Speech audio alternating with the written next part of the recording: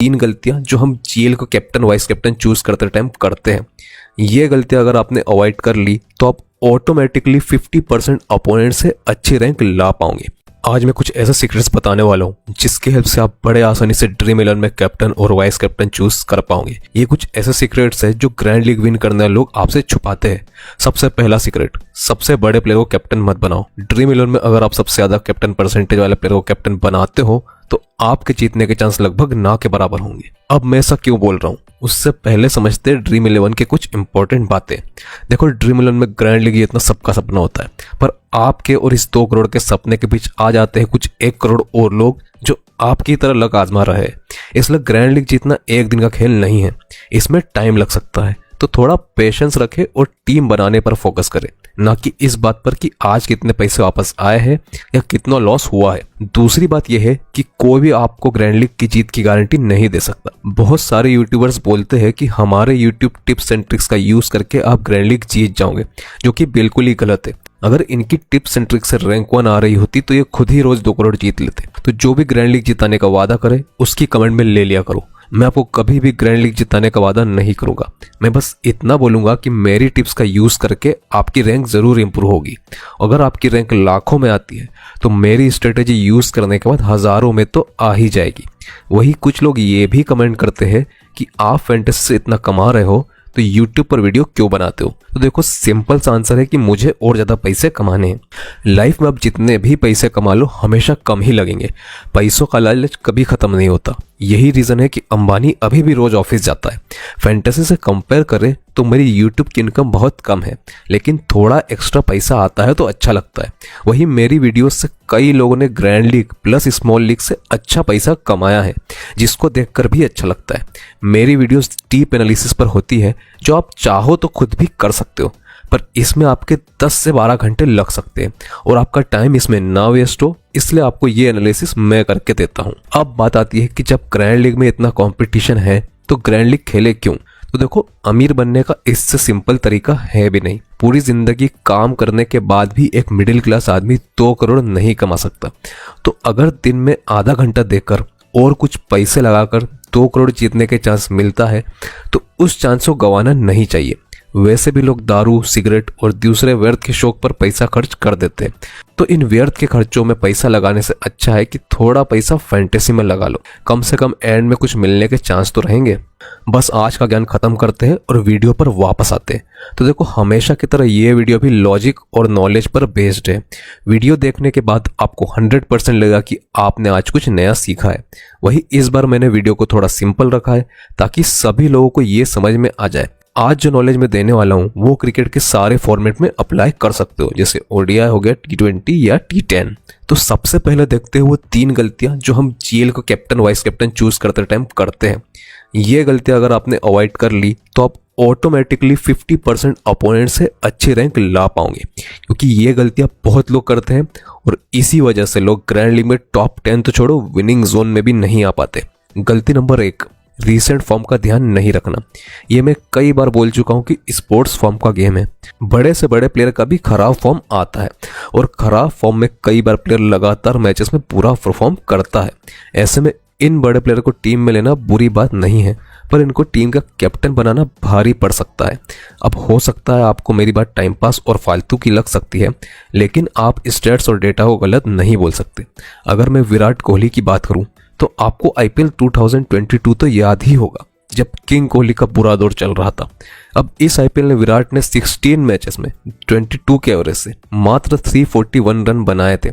इन 16 matches में 6 बार विराट कोहली 10 से कम के स्कोर पर आउट हुए थे, जिसमें 3 डक भी शामिल है। वही मात्र 2 बार कोहली ने 50 से ज्यादा का स्कोर किया था।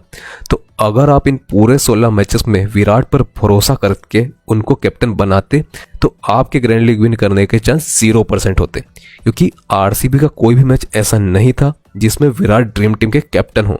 और कैप्टन तो छोड़ो, 50% से ज्यादा मैचेस में तो विराट ड्रीम टीम में भी नहीं थे। तो पिक्चर बहुत क्लियर है। प्लेयर कितना भी बड़ा क्यों ना हो, समय की मार सबको लगती है और पूरा समय सबका आता है। जैसे इस सीजन में रोहित शर्मा का भी बुरा फेस चल रहा था, जब 19 के एवरेज से उन्होंने मात्र 268 रन बनाए थे और कोई भी मैच ऐसा नहीं था जिसमें रोहित शर्मा का स्कोर 50 से ऊपर गया हो। तो जिन प्लेयर्स का बुरा फॉर्म चल रहा है उनको कैप्टन मत बनाओ। हाँ, अगर आप 20 टीम बनाते हो तो वो तो केस ही अलग हो गया, लेकिन अगर आप हर मैच में 10 या उससे कम टीम लगाते हो तो प्लेयर्स के रीसेंट फॉर्म को ध्यान में रखकर ही टीम बनाओ। अब दूसरी गलती डिस्कस करने से पहले आप ये वीडियो लाइक कर ले और हमारा यूट्यूब चैनल जरूर सब्सक्राइब कर ले, इससे मुझे मोटिवेशन मिलेगा ऐसे ही वीडियोस बनाने के लिए। अब ये तो समझ आ गया कि खराब फॉर्म वालों को कैप्टन नहीं बनाना है, पर जो प्लेयर का फॉर्म बहुत अच्छा है और जो प्लेयर सबका चाहता है और कैप्टन परसेंटेज में सबसे ज्यादा चुना जाता है, वो प्लेयर भी कैप्टन की बेस्ट चॉइस नहीं है। तो ये है हमारी दूसरी गलती, सबसे अच्छे प्लेयर को कैप्टन बनाना। अब ऐसा क्यों होता है और इसका सबूत क्या है? तो देखो, कुछ प्लेयर ऐसे होते हैं जिन्होंने लास्ट 2-3 मैचेस में एक्सेप्शनल परफॉर्मेंस दिया होता है। जैसे मान लो किसी प्लेयर ने लास्ट 2 मैचेस में 100 से ऊपर रन बनाए हो, तो हो सकता है सबसे ज्यादा लोग इसी प्लेयर को कैप्टन बना रहे हो और इसी प्लेयर का कैप्टन परसेंटेज सबसे ज्यादा हो। पर अगर हम भी इस प्लेयर को कैप्टन बना देंगे तो हमारे जीतने के चांसेस कम हो जाएंगे।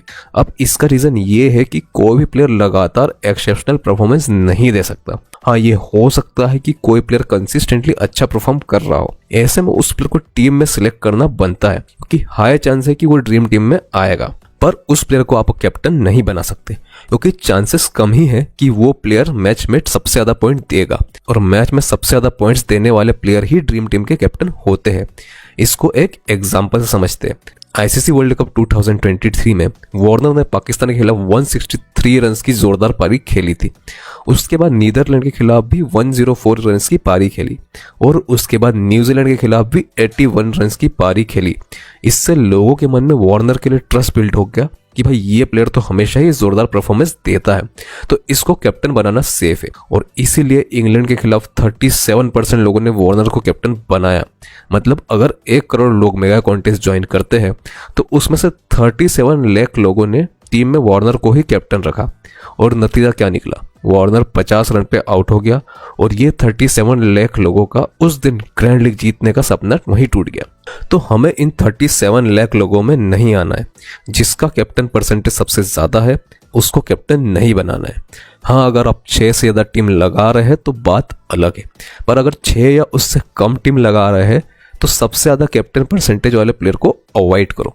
पर अब आप बोल सकते हो कि ये तो सिर्फ एक एग्जाम्पल हुआ, हो सकता है ये बाय चांस हुआ हो। तो मैंने लगभग वर्ल्ड कप के 40 मैचेस एनालाइज करे हैं और उसमें से मात्र 2 या 3 मैचेस ऐसे थे जिसमें सबसे ज्यादा कैप्टन परसेंटेज वाला प्लेयर ड्रीम टीम का कैप्टन था। तो ये तुक्का तो बिल्कुल नहीं है। अगर आपको विश्वास नहीं होता तो यही एनालिसिस आप खुद भी कर सकते हो, रिजल्ट सेम मिलेगा। और एक और रीजन ये भी है कि भीड़ के साथ शामिल होने का कोई फायदा नहीं है। जैसे अगर हम वही ऑस्ट्रेलिया वर्सेस इंग्लैंड वाला मैच ले तो मान लो वार्नर ड्रीम टीम का कैप्टन भी होता तो हमको 37 लाख दूसरे टीम से रैंक 1 के लिए compete करना पड़ता। ऐसे में जीतने के चांस वैसे भी कम रहते, इसलिए ऐसे प्लेयर को कैप्टन की प्रेफरेंस मत बनाओ। अब सही कैप्टन चूज करने के तरीके से पहले देखते हैं गलती नंबर 3, जो कि है पिच रिपोर्ट का ध्यान नहीं रखना। हाँ, ये बात बिल्कुल सच है कि कई बार पिच रिपोर्ट धोखा दे जाती है और एक्चुअल मैच में पिच बिल्कुल ही अलग बिहेव करती है। लेकिन अगर 10 में से 7 बार भी पिच रिपोर्ट सही जाती है तो हमारे लिए फायदे की बात है। बाकी गलत पिच रिपोर्ट वाले दिन को आप बैड लक भी बोल सकते हो। तो पिच रिपोर्ट के अकॉर्डिंग ही अपनी टीम बनाओ। बैटिंग पिच पर बैट्समैन या बैटिंग ऑलराउंडर को कैप्टन बनाओ। अब बैटिंग ऑलराउंडर वो प्लेयर होते हैं जो ऑलराउंडर होते हैं पर इनका बैटिंग ऑर्डर ऊपर होता है। जैसे रचित रविंद्र हो गया न्यूजीलैंड में, और बॉलिंग पिच पर बॉलर को कैप्टन बनाओ। अब इसमें यह भी देखो कि पिच स्पिन को फेवर कर रही है या पेसर्स को। अगर स्पिन को फेवर कर रही है तो किसी स्पिनर को कैप्टन बनाओ, पेसर्स को फेवर कर रही है तो किसी पेसर्स को बनाओ। और इसमें थोड़ा डीप जाना हो तो ये भी देख सकते हो कि पेसर्स में स्विंग बॉलर को सपोर्ट मिल रहा है कि नहीं। इसके लिए आप विंड कंडीशन और वेदर देख सकते हो। अगर हवा तेज चल रही है और मैदान के ऊपर क्लाउड्स है तो समझ लो स्विंग बॉलर्स को ज्यादा चांसेस होंगे। इसका बेस्ट एग्जांपल है इंग्लैंड, जहां का क्लाउडी वेदर स्विंग बॉलर्स को सपोर्ट करता है। अब देखते हैं कैप्टन बनाने का सही तरीका क्या है। गलतियां तो हमने सारी देख ली जो लोग करते हैं, पर अब बात करते हैं कि गलतियां अवॉइड करके बेस्ट कैप्टन कैसे चूज करें। तो देखो, कैप्टन किस प्लेयर को बनाना है ये डिपेंड करेगा कि आप मैच में टोटल कितनी टीम लगाने वाले हो। अगर एक टीम लगाने वाले हो तो इसमें बहुत ध्यान से कैप्टन चूज करना। सबसे पहले तो हमको वो प्लेयर को बिल्कुल कैप्टन नहीं बनाना है जिसका कैप्टन परसेंटेज सबसे ज्यादा हो। अगर हम ऐसा करते हैं तो हमारी टीम उस भीड़ में शामिल हो जाएगी जिसके जीतने के चांस बहुत कम है, और सिंस हम कोई दूसरी टीम भी नहीं लगाने वाले तो जीत के चांसेस और कम हो जाएंगे। अब हम एकदम ही रिस्की प्लेयर को कैप्टन भी नहीं बना सकते, क्योंकि एक ही टीम लगानी है। हमारा रिस्की प्लेयर फेल हो गया तो जीतने के चांस वहीं खत्म हो जाएंगे। इसलिए उस प्लेयर को कैप्टन बनाओ जिसका रीसेंट फॉर्म अच्छा रहा हो और उस प्लेयर को ज्यादा लोगों ने कैप्टन नहीं बनाया हो। तो इसके लिए उन 3 प्लेयर को आइडेंटिफाई करो जिनका रीसेंट फॉर्म अच्छा हो और उसमें से सबसे कम कैप्टन परसेंटेज वाले प्लेयर को कैप्टन बना दो। अब वाइस कैप्टन की जहां तक बात है तो इसमें आप थोड़ी रिस्क ले सकते हो और उस प्लेयर को वाइस कैप्टन बना सकते हो जिसको बहुत कम लोगों ने वाइस कैप्टन बनाया हो पर उसके चलने के चांस ज्यादा हो। अब एक्चुअल वाइस कैप्टन किसको बनाना है ये डिपेंड करेगा उस वेन्यू की पिच रिपोर्ट पर और प्लेयर के उस वेन्यू पर परफॉर्मेंस पर। कुछ प्लेयर किसी कंडीशन में बढ़िया परफॉर्म करते हैं, बस इन्हीं प्लेयर को आइडेंटिफाई करो और वाइस कैप्टन बना दो। अगर आप 6 टीम लगाते हो तो काम थोड़ा आसान हो जाता है। इसमें अब एक टीम पर ही सारा दारोमदार नहीं है, 1-2 टीम गलत भी निकल गई तो ज्यादा प्रॉब्लम नहीं होगी। तो इसमें सबसे पहले तो हम वो 4 प्लेयर निकाल लेंगे जिनका रिसेंट फॉर्म सबसे अच्छा हो। अब इन प्लेयर को कैप्टन परसेंटेज के हिसाब से हम अरेंज कर देंगे। जिस प्लेयर का कैप्टन परसेंट सबसे ज्यादा वो सबसे नीचे, जिस प्लेयर का कैप्टन परसेंटेज सबसे कम वो सबसे ऊपर। अब जैसा कि हमने पहले डिस्कस करा कि कैप्टन परसेंटेज जिसका सबसे ज्यादा हो उसके चांस कम ही है कि वो ड्रीम टीम का कैप्टन होगा, इसलिए इस प्लेयर को हम ज्यादातर टीम्स में कैप्टन नहीं बनाएंगे। पर ये प्लेयर वाइस कैप्टन का बढ़िया दावेदार है, इसलिए 2 से 3 टीम में हम इसको अपना वाइस कैप्टन बना देंगे। अब जहां तक कैप्टन की बात है तो टॉप 3 प्लेयर जो हमारी लिस्ट में है उनको हम डिफरेंट टीम में एज कैप्टन रोटेट करेंगे। तो इससे हमारी 6 टीम के कैप्टन तैयार हो जाएंगे। अब जहां तक वाइस कैप्टन की बात है तो वाइस कैप्टन के लिए भी आप रिसेंट फॉर्म के अकॉर्डिंग टॉप 5 प्लेयर निकाल सकते हो और उनको वाइस कैप्टन डिफरेंट टीम में ट्राई कर सकते हो, या आप क्रिकेट का नॉलेज का यूज करके कोई ट्रम्प प्लेयर को एज वाइस कैप्टन चूज कर सकते हो। अब 10 टीम में तो हम और ज्यादा रिस्क ले सकते हैं, ऐसे में 6 टीम तो आप जैसे पहले बताई है वैसी बना सकते हो। अब बाकी 4 टीम में हम थोड़ी ज्यादा रिस्क लेंगे क्योंकि अभी तक हमने सिर्फ उन प्लेयर्स को ट्राई करा है जिनका रिसेंट फॉर्म बढ़िया है, लेकिन बाकी बची 4 टीम में अब हम रिस्क भी लेंगे। इसलिए सबसे पहले तो उस प्लेयर को कैप्टन बना देंगे जिसका कैप्टन परसेंटेज सबसे ज्यादा हो। ग्रैंड लीग विन करने की इंटेंशन हो तो ये टीम बहुत रिस्की हो जाती है, लेकिन एक टीम ऐसी बनाने में कोई लॉस नहीं है। ये टीम में पैसा तो वैसे भी वापस आ ही जाएगा। बाकी बची 3 टीम में हम यूज करेंगे स्टैट्स और अपने क्रिकेट के नॉलेज का। इसके लिए हम देखेंगे pitch report, batting order, bowling order और परफॉर्मेंस एट वेन्यू। अगर T20 का मैच है और बैटिंग पिच है तो हम किसी ऐसे बैट्समैन को कैप्टन बनाएंगे जिसका बैटिंग ऑर्डर ऊपर हो। अगर बॉलिंग पिच है और पेसर्स को सपोर्ट है तो हम किसी ऐसे बॉलर को कैप्टन बनाएंगे जो डेथ ओवर में बॉलिंग करता हो। अगर बॉलिंग पिच है और स्विंग बॉलर्स को सपोर्ट है तो हम किसी ऐसे बॉलर को कैप्टन बनाएंगे जो बॉल स्विंग करवाता हो और स्टार्टिंग ओवर में बॉल करता हो। तो ये सब बातें ध्यान में रखकर हम बाकी 3 टीम के कैप्टन को भी पिक कर लेंगे।